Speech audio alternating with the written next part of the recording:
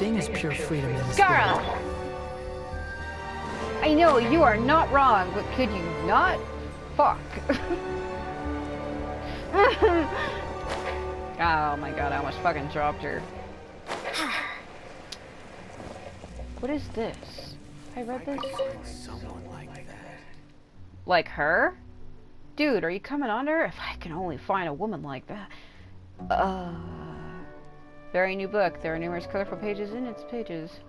Colorful pictures I can't read. And they mostly come from film sets and shooting locations in Fontaine. Ebert, a Humana researcher, gave each of the films an elegant review and also provided them with ratings. The vast majority of this content has to do with complex Kashara War theories and theses. Or treaties. Right? Whatever. Detailing the imaging techniques and potential future marketing applications of the advanced piece of machinery. Though it has little to do with the tribal life, the people of the tribe are quite fond of this book. You notice the edge of the pages have been discolored from repeated friction, doubtlessly inflicted by rubbing fingers. How are all the desert folk who live in resource-scarce conditions supposed to imagine the innovation and luxurious aesthetics offered by cinema machines? On the title page, a small red cross sits next to the Academia Library emblem, and the following words have been written beneath it. This piece of entertainment has failed to pass Academia evaluations, and hence cannot be entered into the Akasha. Well, the Akasha doesn't exist anymore anyway, because Nahida destroyed it. Well, her Gnosis got destroyed or something. Where did all these fucking books come from? Book mangled from how many times it's been read. Seems like it helped quite the rapt audience. You notice that at the bottom of the title page has an emblem belonging to the Academia Library. Perhaps this was the book among those that have been smuggled. Yeah. That, like, star-looking thing, diamond thing, is the Academia Crest, I think. True knowledge is not something that can be drawn casually from the Akasha. Instead, the desert dwellers get a more comprehensive education during their long walks across the sands. You notice at the bottom of the title page has an emblem belonging to the Academia Library. Perhaps this book was stolen. Hello. Hello, young ones. What do you need? I am way too fucking close to you. Well, we're here to see Jet. Is she around? Jet, yeah, she's here. Why are you looking for her? We're her friends. Friends? Oh. She's mentioned you before, I think. Something about a brave and reliable young woman. She's been hanging around outside for too long, I see, to be making friends with rich people in fancy clothing and such. I wouldn't call myself rich or fancy. Hey, what's that supposed to mean? Sorry for speaking so rudely, but I care little for receiving outsiders. You should seek out Matriarch Babel instead. What about Jet? She's a good kid. So? What do you mean, so? She's a good kid. I don't want to see her come under the bad influence of outsiders. Like I said before, if you need anything, seek out the guy. Don't bother me. Well, I have nothing much else to say to you. Why don't you go find Masera? Or Masera. He's a strange old man. Who knows? Maybe he'll get a warmer welcome there. Break your neck. Wisdom has built her house. She has hewn out her 7 pillars. I feel like that's, like, so complex. No! I was hoping she would have seen it. My god. What is this? Grab all the elemental particles, put them in my pocket. Oh! Hilarious. This is barely worth a chuckle. Dala Durfee to never do anything like this again. You notice it at the bottom of the page. It's been stolen. Okay. Hello. Hello, I presume. Yes. Let me guess. You're here to find someone. Your friend. Yes, but... Jet is a good girl. I'm glad she has a friend like you. Thanks. Anyway, if you don't mind a little advice, you look a little like a real killer. That you do, but companions? Those who prove to be your undoing, your fatal weakness. I don't understand what you're trying to say. Then consider my words but a breeze in your ear. Matriarch Babel's not back yet, so if you want to talk to, they just keep directing me to different people. EF10, he's right by the creek where we raise crocodiles. You can't miss it. Yeah, it's at the bottom. They just like, they're like, go talk to this person. No, wait, I don't want to talk to you. Go talk to that person. And then the next person's like, I'm not fucking talking to you.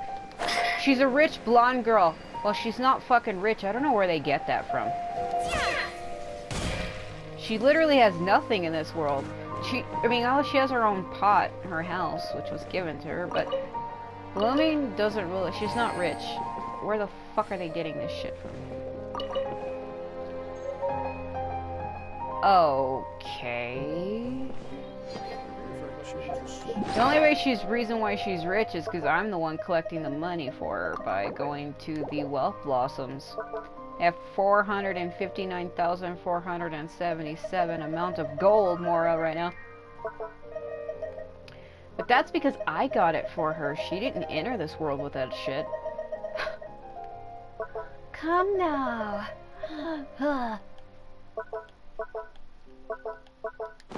Watch this guy be like, what the fuck are you doing here?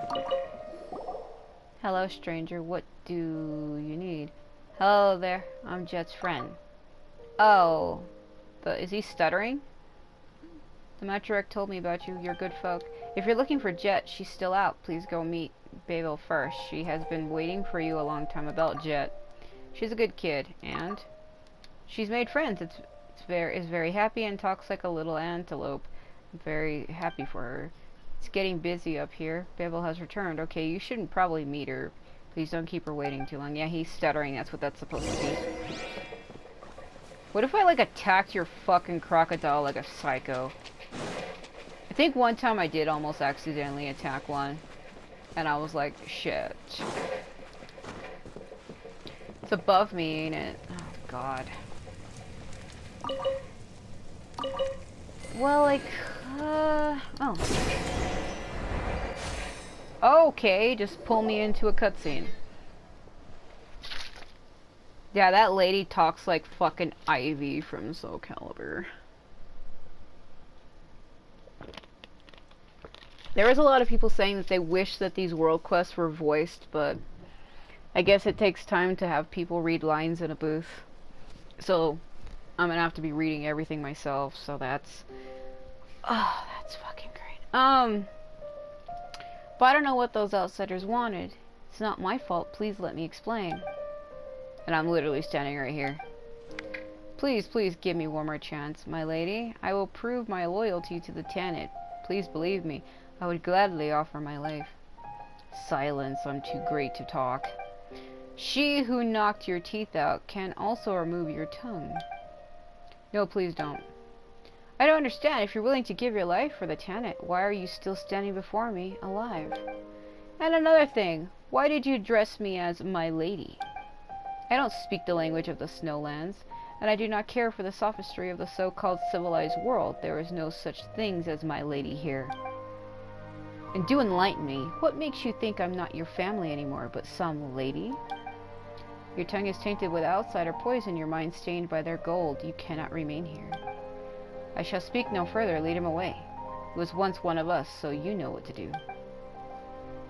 The weeping man is taken away, leaving an uneasy silence. After a while, the crowd begins to disperse, making room for you to see the matriarch. What just happened? Whatever it was, it sounded scary. I'd hate to get on her bad side, or...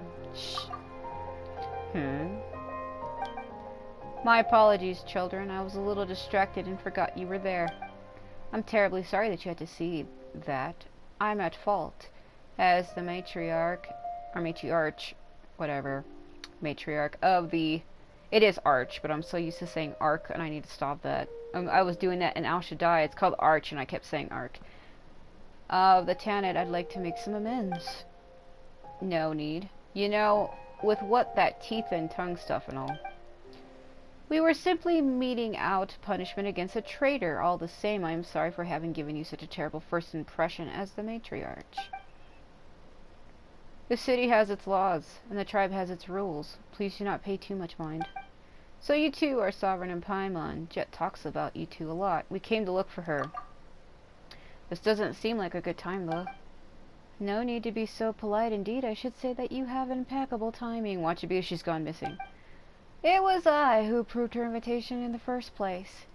That is how you got safely past the Tanit's hunting grounds. While I do feel bad saying this, I invited you here to help Jet with some unfinished business. Hunting grounds? Don't worry, we weren't trying to hunt you. You are an honored guest here. For so long as we remembered our guests' faces, we shall never do them harm on our land. I don't know about that. That still isn't very reassuring. Watch her just capture Paimon in a giant jar. Now then, don't let me spoil the fun for you two young folks. Look, Jet is here. This feels like a setup. That walk. Matriarch Babel, I have returned. How did it go with that fellow? I made sure that he was given sufficient dignity. That's good, but do not be proud of this deed, child. This was a tragic affair. He was my tribesman and yours also. Understand? Alright, this is not a good day to preach. The friends you have been waiting for have finally arrived, so set your tears aside and greet them with joy. What do you... Long time no see. We're here to see you. You two really did come. Thanks. I should have gotten mad at everyone about it. Now, of course, I'm happy to see you all together. Whatever it is that you want to see or do, I've already approved it. You can put your doubts to rest. Word of caution, however, the road ahead of you will be fraught with danger and intrigue, so be on your guard. And stay safe or whatever. Okay, we have sent me to deliver a message to you. Understood. If you'll excuse me, I have tribal affairs to attend to. I'll leave the young ones to you to catch up. Babel hurries away together with the messenger. She teleports in the wind. Jet, you've changed a lot since last we saw you. Not really. She looks the fucking same. I think her outfit might be a little different. I can't remember. You got a good eye, haven't you, Paimon? So what's different about me? You look a little more tanned. Hey, mouthy as always, huh? You've matured. Is that so? I thought you were gonna make fun of me or something. Sovereign's right. You look like you've really come into your own. Really? I just learned a lot of survival skills here, that's all. Been busy myself, keeping myself alive, you know. Matriarch Babel has taken care of me all this time, and I've helped her out with a lot of things. I'm grateful that she's accepted me as a member of the tribe. And have you been doing well since last we met? Hardly. Not a moment has passed since then that I haven't thought of you. Whoa, hang on a moment. Where did you learn to say all that? And here I thought I'd get you to blush. I'm kidding. All the boys in the tribe are like that, talking nonsense like this. It's annoying. They can't beat me anyway. To be honest, it's been tough living, but we're all looking out for each other and helping each other out so we can all survive. Still, the first days were rough, and I occasionally thought about the days back when my father would teach and protect me, and to think that I used to find him annoying when he was around. But the good old days won't put food on the table today, and Matriarch Babel has the rest of the Tanit and have been taking good care of me, so it's better to look ahead. Since the Tanit have accepted me, I'm learning to make learning to make myself more useful to everyone. That sounds wrong. Anyway, let's not dally. I've got some errands to run, and since you're here, why not join me? Whoa, is that what you want to do with your old friends? Sorry, people are just busy sometimes, you know. Let me think. Yufton needs help feeding the crocodiles, so let's go there first. She's like, come help me do my chores. Yeah, so you have to go with her to look for a spring of life or some shit. Fountain of youth? I don't know.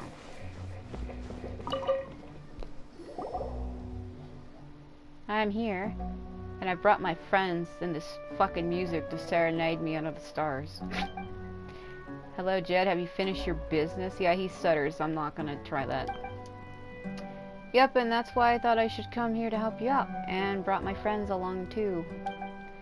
Oh, thanks, Jet. You remembered that I have something I needed your help with.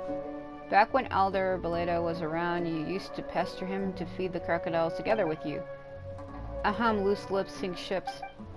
I'm alright. Here's the food. The meat's fresh. Take it. Okay, let's go.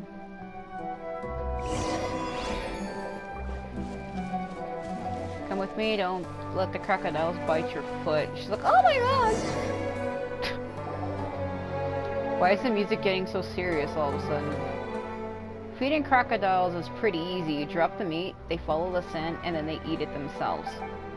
By the way, your matriarch seems pretty fearsome. Oh. You mean what happened just now? Well, it's nothing. We just were dealing with a traitor. I tracked him through the desert for half a month before bringing him back alive. He was crafty and plenty fierce to boot. I had to knock some of his teeth out to subdue him. My hand still hurts. Well, that sounds scary. So be careful what you say around me in the future, huh, Paimon? Oh? Watch your teeth, Paimon. Don't be so serious. We're all friends here. I'm just kidding. Unlike in the rainforest, the crocodiles here are docile and much smaller. They've sacrificed a lot to adapt to living in the desert.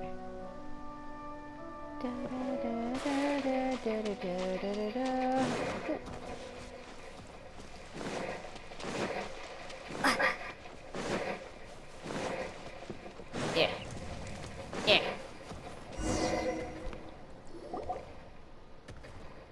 It does look like you've taken seriously around here. Everyone seems to respect you.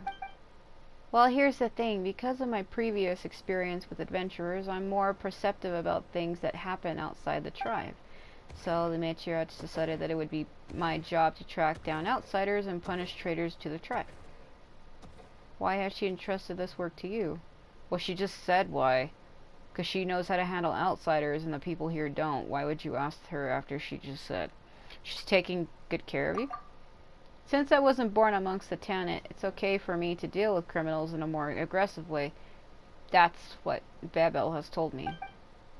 Although I don't really care, I'm not sure if this is a special privilege or proof of our estrangement.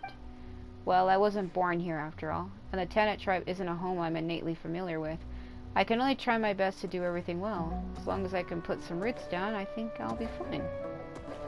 It's good to see that you finally found a home. Don't laugh now, but I'm glad to see you here. Alright, I think they've eaten their fill. Let's go. Yeah, because we were worried about what was going to happen to her because her father had sacrificed himself to save her and she was left with nowhere to go. And then we haven't seen her since then, so...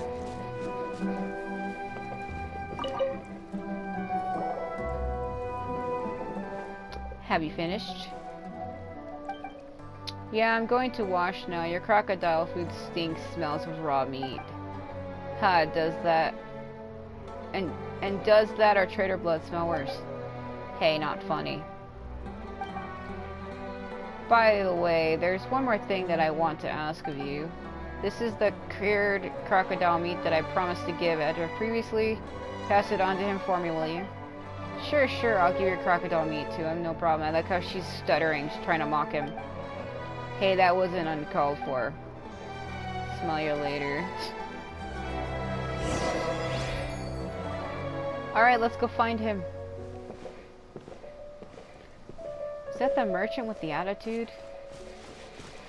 Don't mind him. That's just how he is with everyone. If you say so.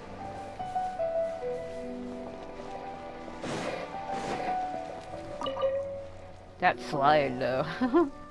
I'm here. Oh, here to show off your new outsider friends? Sort of. By the way, here's a crocodile jerky from that guy. Yeah, you're so considerate. No worries. By the way, about Ben, can you still fix it? Don't worry, it's nothing serious. I'll be able to get it back to you in a couple of days. Okay, then I'll get going. Safe. Yeah, that was the thing we found in the ruins that she had been with.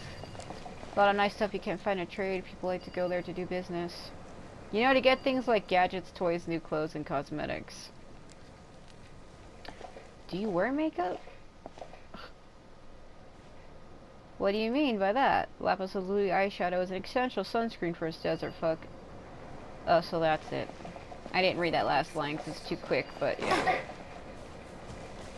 She's like, do you even wear it? Because it doesn't look like it. Her fucking eyes are covered, so I think it's funny that she's talking about eyeshadow when her eyes are literally covered by a piece of cloth.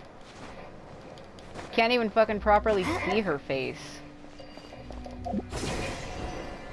What the fuck? That guy's an enemy, I'm pretty sure. I could be wrong. Go to her dwellings. Was it down? Please don't drop me in a cutscene. It'll fucking kill me.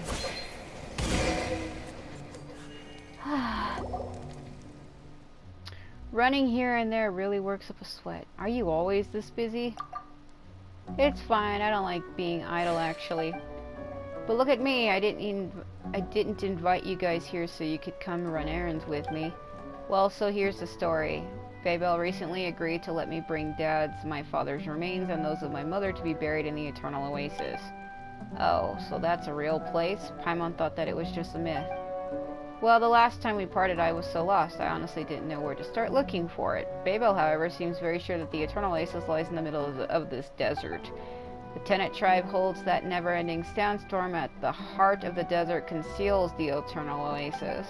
Fortunately, that area has been sealed off by the tribe as a taboo place. No one can approach except scouts on patrol. Taboo? Is it dangerous or something? Yes, some older folks believe that ancient spirits roam there, hungering for souls and flesh, but that's probably just a myth. I don't believe it. Why has Bebo given you special permission, if I may ask? It's probably on account of that afraid-of-nothing attitude of mine that Bebo has taken this special care of me. And it might also be because I'm a half-outsider, so I'm able to